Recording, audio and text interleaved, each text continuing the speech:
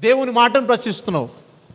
I will bless you the next month అన్నా అంటే నీవు ఆలోచిస్తూ ఇది ఎలా జరుగుతుంది అన్న ప్రతిసారి నువ్వు ఎవరిని ప్రశ్నిస్తున్నావు? దేవుని వాక్యాన్ని ప్రశ్నిస్తున్నావు. ఎవరికి అర్థమవుతుందా? ఇది ఎలా జరుగుతుంది, ఇది ఎలా అవుతుంది, ఇది ఎలా బతుకుంటాను అన్న ప్రతిసారి నీవు సందేహాన్ని వ్యక్తపరుస్తున్నావు. Praise the lord, hallelujah.